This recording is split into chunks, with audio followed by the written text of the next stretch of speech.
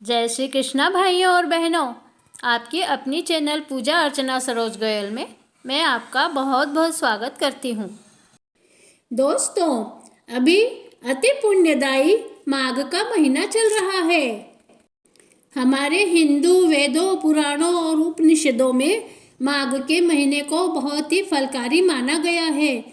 माघ मास को माधव मास के नाम से भी जाना जाता है। हिंदू धर्म शास्त्रों के अनुसार इस माह में किए गए गंगा स्नान, दान, पुण्य को बहुत अधिक फलदायी कहा गया है। माघ मास में एक बार भी किसी पवित्र नदी में स्नान कर लिया जाए तो उसे पूरे माधव मास का फल प्राप्त हो जाता है। दोस्तों, माघ मास के कृष्ण पक्ष में आने वाली एकादशी को शर्तिला एकादशी के नाम से जाना जाता है।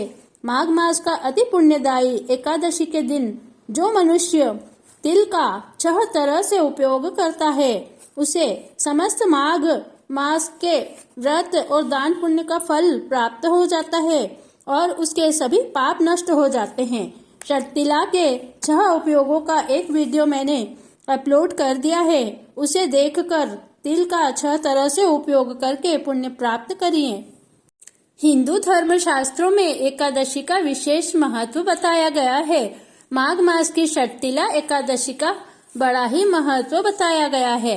कहते हैं कि इस दिन भगवान विष्णु का तिल अर्चन करने से और उन्हें तिल से पूजा करने से सभी मनोकामनाएं पूर्ण हो जाती है और सभी पाप नष्ट हो जाते हैं। दोस्तों, चलिए आज मैं इस वीडियो में आपको शर्तिला एकादशी की कथा, उसकी पूजा विधि, पूजन सामग्री और व्रत के नियम के बारे में बताती हूँ। तो चलिए मैं सबसे पहले आपको शर्तिला एकादशी की पूजा विधि बताती हूँ। शर्तिला एकादशी के एक दिन पहले ही दशमी के दिन से ही सात्विक भोजन ग्रहण करना चाहिए और सूर्यास्त के बाद भोजन नहीं करना चाहिए। एकादशी के दिन ब्रह्म मुहूर्त में उठकर स्नान आदि करके व्रत का संकल्प लेवें और अपने पूजा स्थल को साफ करके भगवान विष्णु की प्रतिमा स्थापित करें।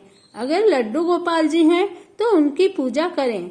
सबसे पहले लड्डू गोपाल जी को पंचामृत से स्नान करावें, फिर शुद्ध जल से स्नान करवाकर उन्हें पोशाक पहनावें। सुगंधित केसर चंदन से तिलक लगाकर श्रृंगार करें। पूजा में धूप दीप देवें और दीपक जलाकर भगवान को तिल से बनी वस्तुओं का भोग लगावें।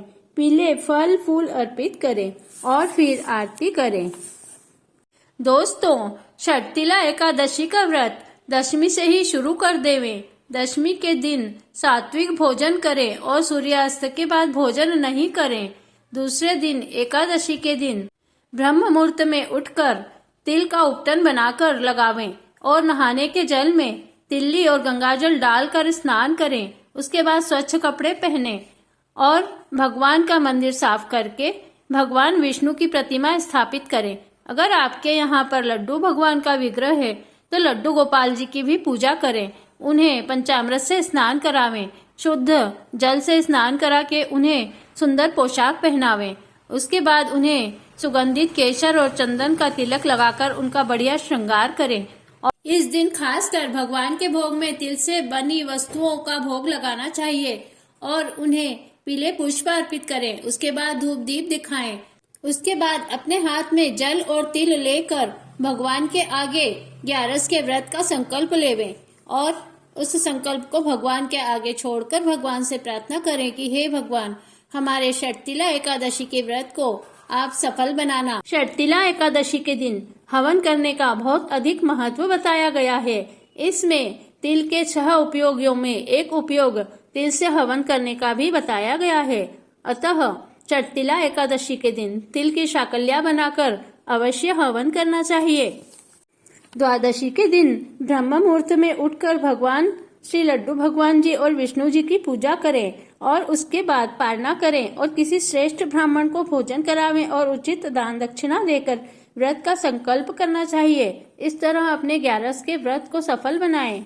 शर्तिला एकादशी का व्रत कुछ जरूरी नियमों का पालन करते हुए करना चाहिए, जैसे शर्तिला एकादशी की पूजा, व्रत और भोग में तिल का उपयोग अति फलदायी माना गया है।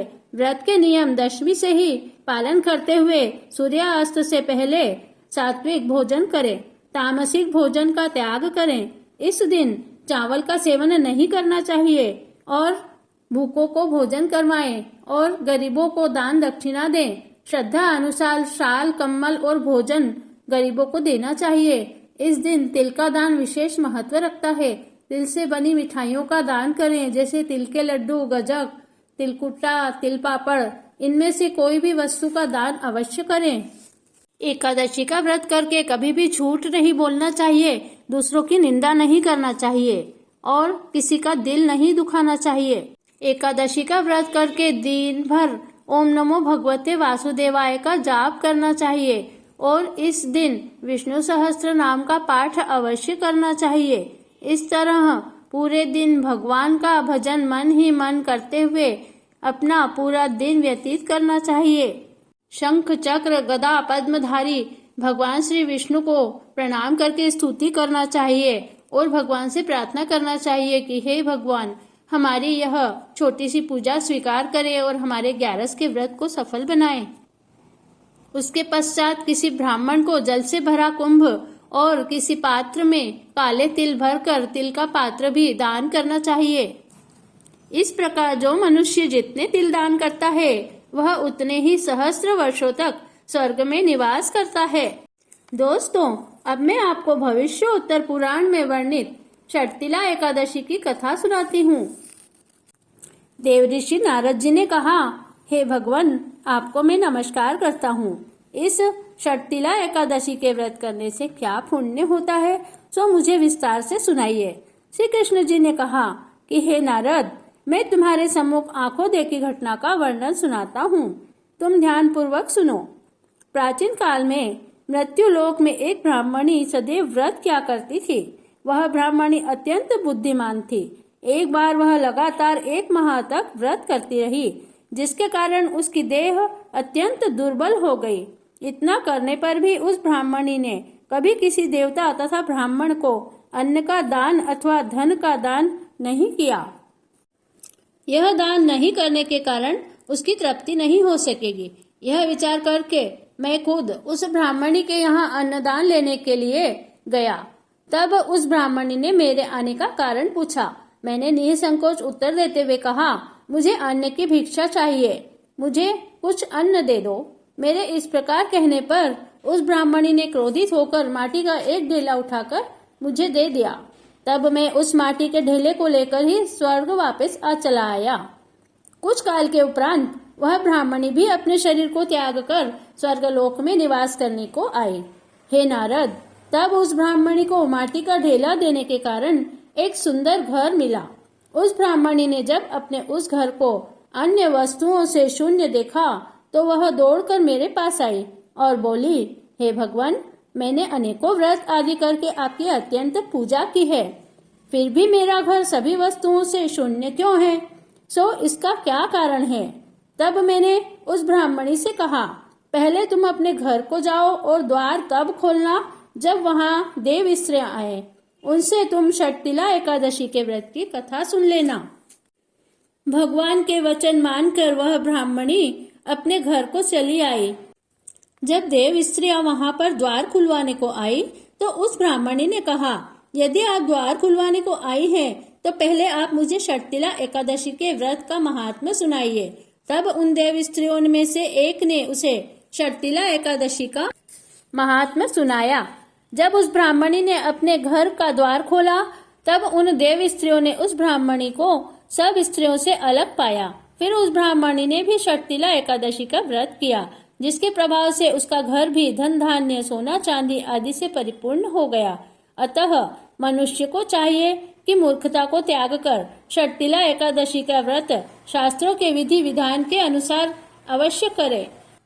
जो मनुष्य षटतिला एकादशी का व्रत विधि विधान के अनुसार नियम पूर्वक करता है, उसके सभी पाप नष्ट हो जाते हैं और उसका घर सुख समृद्धि से संपन्न हो जाता है। इस तरह सभी को षटतिला एकादशी का व्रत करना चाहिए।